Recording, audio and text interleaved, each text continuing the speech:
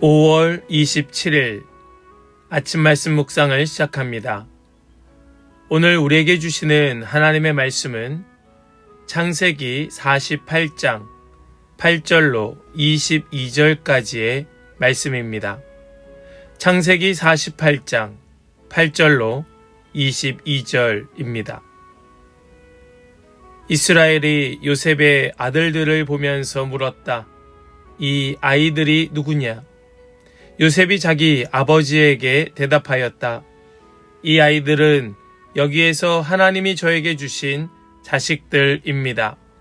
이스라엘이 말하였다. 아이들을 나에게로 가까이 데리고 오너라.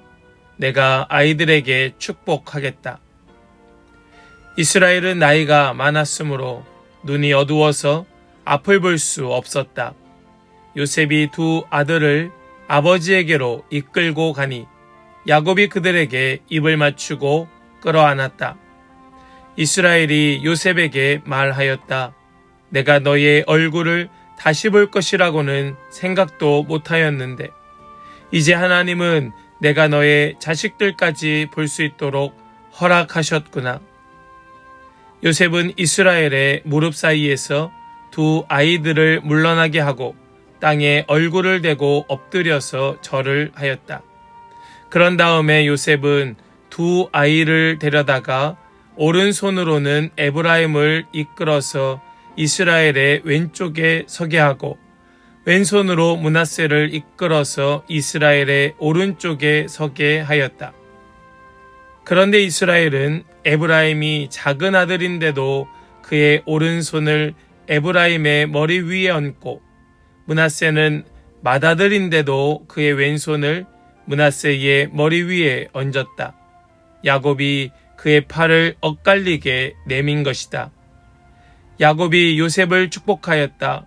나의 할아버지 아브라함과 아버지 이삭을 보살펴 주신 하나님, 내가 태어난 날로부터 오늘에 이르기까지 나의 목자가 되어주신 하나님, 온갖 어려움에서 나를 건져주신 천사께서 이 아이들에게 복을 내려주시기를 빕니다. 나의 이름과 할아버지의 이름 아브라함과 아버지의 이름 이삭이 이 아이들에게서 살아있게 하여 주시기를 빕니다. 이 아이들의 자손이 이 땅에서 크게 불어나게 하여 주시기를 빕니다. 요셉은 아버지가 오른손을 에브라임의 머리 위에 얹은 것을 보고서 못마땅하게 여겼다. 요셉은 아버지의 오른손을 에브라임의 머리에서 므낫세의 머리로 옮기려고 아버지의 오른손을 잡고 말하였다. 아닙니다, 아버지. 이 아이가 맏아들입니다. 아버지의 오른손을 큰 아이의 머리에 얹으셔야 합니다. 그러나 그의 아버지는 거절하면서 대답하였다. 나도 안다, 내 아들아, 나도 안다.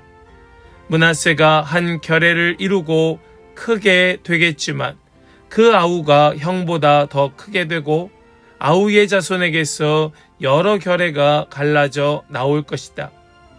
그날 야곱은 이렇게 그들을 축복하였다.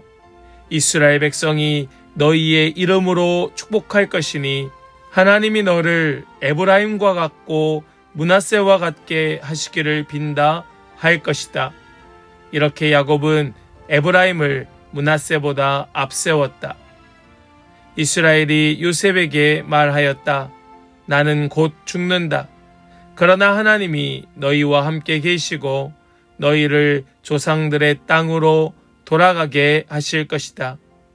그리고 네 형제들 위에 군림할 너에게는 세겜을 더 준다. 세겜은 내가 칼과 활로 아모리 사람의 손에서 빼앗은 것이다. 아멘. 살아계신 하나님의 말씀입니다. 아멘. 할렐루야. 오늘도 우리와 함께 하시며 우리에게 말씀 주시는 주님을 찬양합니다. 오늘 주시는 말씀 붙들고 결코 실수하지 아니하시는 하나님을 더 깊이 만나고 경험하는 우리 모든 복된 성도들 다 되시기를 주님의 이름으로 간절히 축복합니다. 오늘 말씀에서 죽음을 앞둔 야곱은 요셉의 두 아들 므낫세와 에브라임을 축복합니다. 당시 질서에서는 장자인 므낫세가 오른손의 축복을 받아야 했고 차자인 에브라임이 왼손의 축복을 받아야 했었지만 야곱은 의도적으로 손을 엇갈려 둘째 에브라임에게 더 큰 축복을 선언하며 그의 머리 위에 오른손을 얹습니다.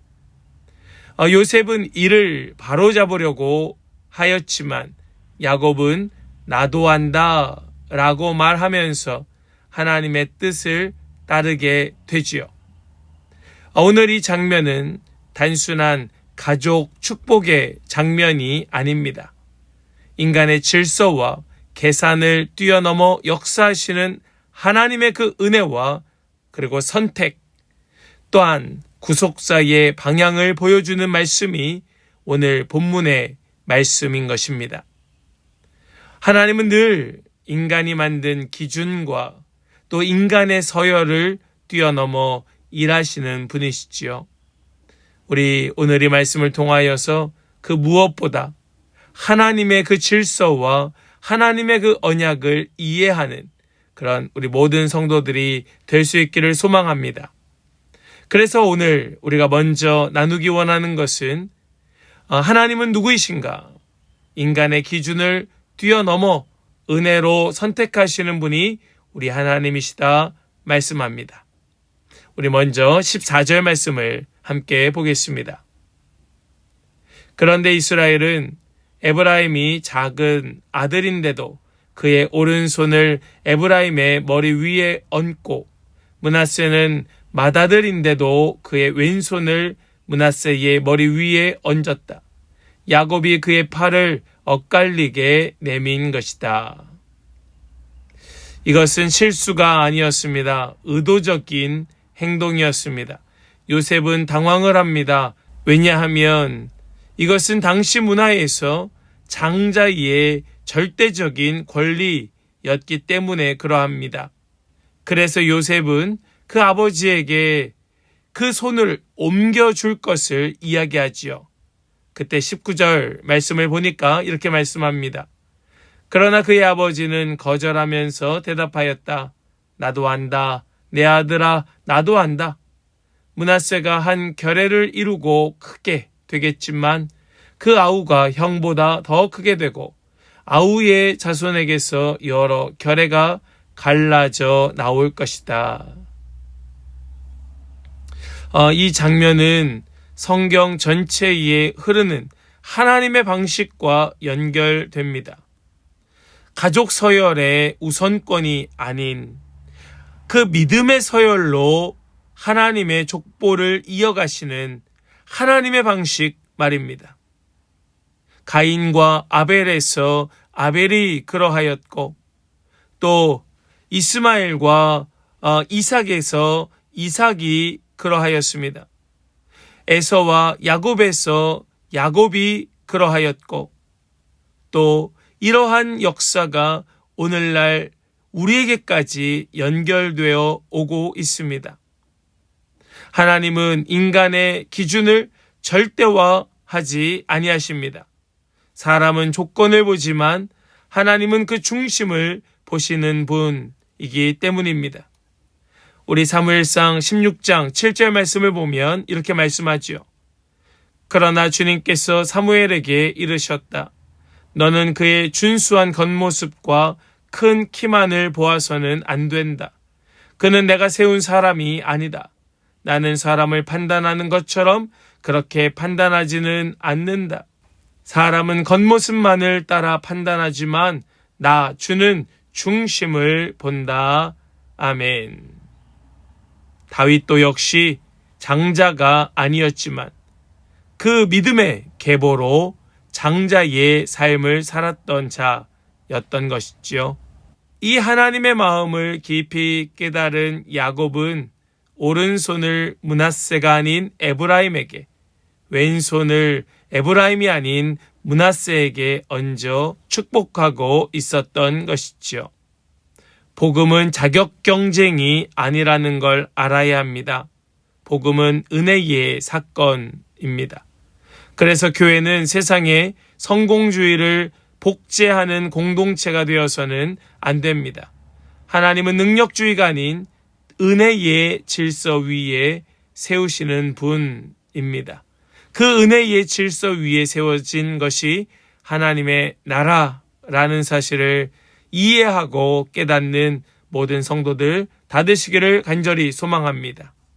또한 우리 하나님은 실패한 인생조차 끝까지 붙드시는 하나님이라는 사실을 알게 하십니다. 야곱의 인생은 결코 아름답기만 한 인생은 아니었습니다. 속이는 자였고 그 발 뒤꿈치를 붙잡는 자였습니다.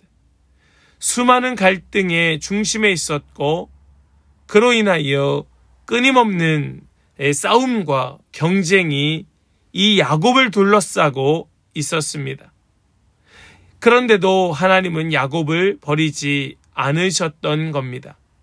야곱은 죽음을 앞둔 자리에서 자신의 인생을 이렇게 고백하고 있습니다. 오늘 본문 16절 말씀을 보면 이렇게 말씀하지요. 온갖 어려움에서 나를 건져주신 천사께서 이 아이들에게 복을 내려주시기를 빕니다. 나의 이름과 할아버지의 이름 아브라함과 아버지의 이름 이삭이 이 아이들에게서 살아있게 하여 주시기를 빕니다. 이 아이들의 자손이 이 땅에서 크게 불어나게 하여 주시기를 빕니다. 젊은 야곱은 아주 계산적인 사람이었습니다. 그러나 늙은 야곱은 은혜를 아는 사람입니다. 그는 은혜를 아는 자가 되었던 겁니다. 신앙의 성숙은 나는 대단한 사람이다 라고 하는 확신이 아니라 나는 끝까지 하나님의 은혜로 사는 자다 라는 고백입니다. 사실 야곱의 인생은 로마서 8장의 말씀에서와 같이 설명됩니다. 우리 어제도 이 말씀을 함께 나누었는데 다시 한번 생각하면서 우리 로마서 8장 말씀을 보면 이렇게 말씀하지요. 하나님을 사랑하는 사람들, 곧 하나님의 뜻대로 부르심을 받은 사람들에게는 모든 일이 서로 협력해서 선을 이룬다는 것을 우리는 압니다. 아멘. 우리 하나님은 우리의 실패조차도 구속사의 재료로 사용하시는 분이십니다. 여러분 이 사실을 믿는 우리 모든 성도들 다 되시기를 간절히 축복합니다. 또한 하나님은 어떤 분이신가? 우리 하나님은 미래를 끝까지 포기하지 아니하시는 하나님이시다. 우리가 이것을 알아야 할 것입니다. 하나님은 결코 포기하지 아니하시는 분입니다. 야곱은 죽음을 앞두고 있습니다. 그러나 그는 결코 절망하지 않습니다. 그것이 어떤 모습으로 드러나고 있는가? 바로 그 자녀 세대를 축복하는 장면 속에 나타나고 있는 겁니다. 정말로 그 마음에 절망이 있다면 살려고 몸부림쳤고 살기 위하여 더 애썼을 것입니다. 그러나 그는 절망이 있지 아니하였기에 자녀들을 축복하고 있는 것이지요. 이것이 믿음입니다. 정말로 믿음의 세대는 축복하는 세대인 것이고 축복하는 자의 그 축복으로 다음 세대가 주님께로 돌아오게 되는 겁니다. 여러분 이 사실을 기억하시고 마음껏 축복하는 축복의 사람이 될 수 있기를 간절히 소망합니다. 믿음은 현재만 보는 시선으로 결코 이루어질 수 없습니다. 지금의 모습에 우리가 국한되어 있다면 그 믿음은 성장하지 않습니다. 우리는 계속해서 영적인 눈을 들어 그 미래에 일어날 놀라운 일들을 바라볼 수 있어야 하는 겁니다. 오늘 이 시대는 너무 쉽게 다음 세대를 포기합니다. 그냥 떨어져 나가도록 내버려 둡니다. 청년들은 희망이 없다고 말합니다. 교회는 쇠퇴할 수밖에 없다고 말합니다. 미래를 비관합니다. 더 이상 하나님의 복음은 힘이 없다고 말하고 있습니다. 그러나 하나님은 여전히 에브라임을 세우시는 하나님이십니다. 우리 이 사실을 믿음으로 고백하는 우리 모든 성도들 되실 수 있기를 소망합니다. 우리 히브리서 11장 1절 말씀을 보니까 이렇게 말씀합니다. 믿음은 바라는 것들의 확신이요 보이지 않는 것들의 증거입니다. 아멘. 우리의 현실의 눈은 무엇을 보고 있는지, 그것이 정확한지 아닌지 우리는 다 알 수 없습니다. 우리가 정말 보아야 할 것은 오늘 이 현실이 아니라 우리에게 올 그 믿음의 눈을 들어 바라볼 하나님의 은혜의 역사인 줄로 믿습니다. 그래야 우리 이사야서 43장의 말씀처럼 내가 이제 새 일을 하려고 한다. 이 일이 이미 드러나고 있는데 너희가 그것을 알지 못하겠느냐. 내가 광야에 길을 내겠으며 사막에 강을 내겠다. 아멘, 아멘. 이것을 볼 수 있는 눈이 저와 여러분들에게 더 크게 열려질 수 있게 되기를 간절히 소망하며 축복합니다. 그런 은혜가 우리 모두에게 더 넘쳐나야 할 줄로 믿습니다. 우리는 나의 실패 속에서도 여전히 하나님을 신뢰하며 하나님의 일하심을 붙들어야 할 것입니다. 어떤 성도들은 자신의 과거 때문에 하나님 앞에 위축되어 살아가는 성도들도 있습니다. 실패했던 시간들, 무너진 관계들, 아무리 애쓰고 수고하여도 한 걸음도 나아가는 것 같이 보이지 않는 나의 믿음의 모습, 또 반복되는 연약함. 그러나 하나님은 실패한 사람을 버리지 않습니다. 베드로도 실패하였습니다. 다윗도 넘어졌습니다. 물론 야곱도 흔들렸습니다. 그러나 하나님은 그들을 포기하지 아니하십니다. 이사야 42장 3절 말씀을 보십시오. 그는 상한 갈대를 꺾지 않으며 꺼져가는 등불을 끄지 않으며 진리로 공의를 베풀 것이다. 아멘. 하나님은 오늘도 상처난 사람을 회복시켜 주시는 하나님이심을 여러분 믿음으로 붙드시기를 소망합니다. 뿐만 아니라 오늘 우리는 이 질문을 정말 마음에 새기기를 원하는데요. 나는 정말로 다음 세대를 축복하고 있는가? 야곱은 죽음 앞에서 자기 자신만을 붙들지 아니하였습니다. 오히려 다음 세대를 축복하여 주었습니다. 진짜 믿음은 미래를 남기는 믿음입니다. 오늘 한국교회 또한 이민교회도 마찬가지겠지요. 오늘날 교회는 다음 세대를 향하여 두 가지의 태도를 조심해야 할 것입니다. 하나는 체념입니다. 포기하려는 마음이지요. 저건 안 돼. 또한 정죄입니다. 우리는 너무나 쉽게 판단하고 정죄해 버리지요. 하나님은 여전히 다음 세대를 부르고 찾고 계십니다. 그래서 사도 바울은 디모데에게 이렇게 권면합니다.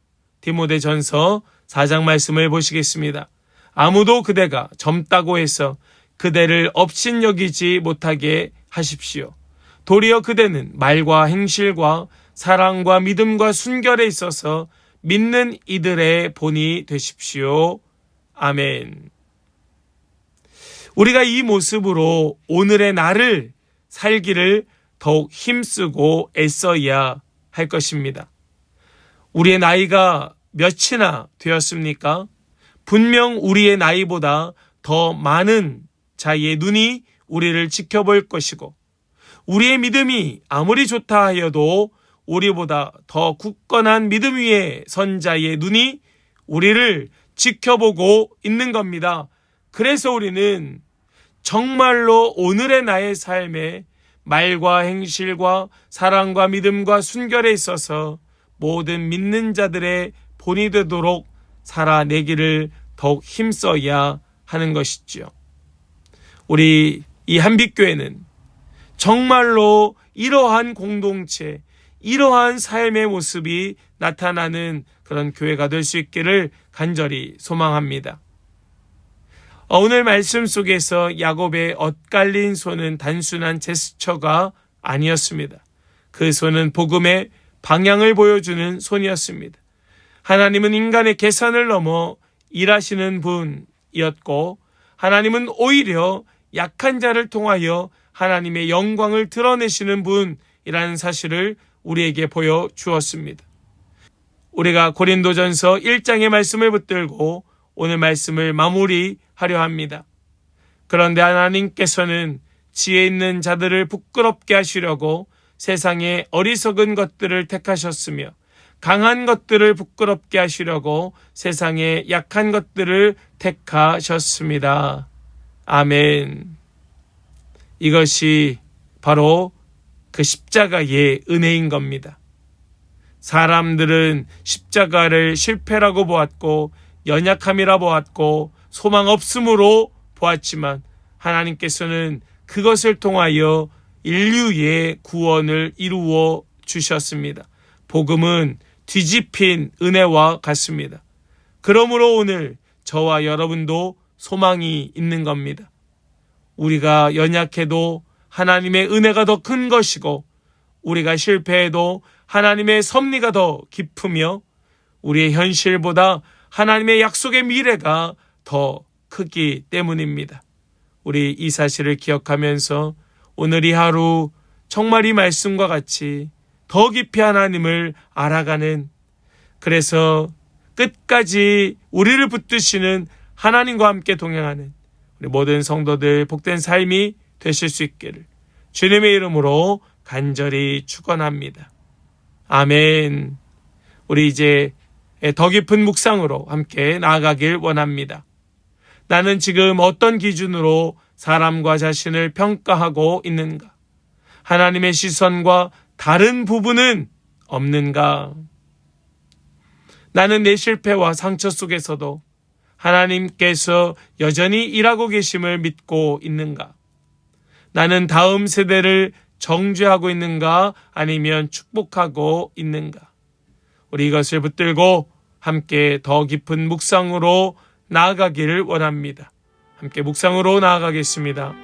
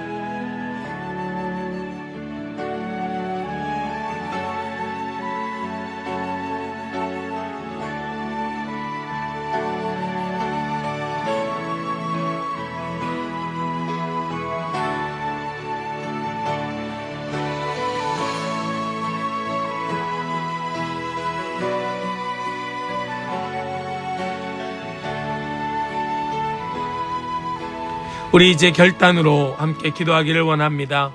하나님, 세상의 기준이 아니라 은혜의 시선으로 사람과 인생을 바라보게 하여 주시고 다음 세대를 끝까지 축복하게 하여 주시옵소서. 우리 이 기도의 제목을 붙들고 함께 전심으로 기도하며 나아가겠습니다. 함께 기도합니다.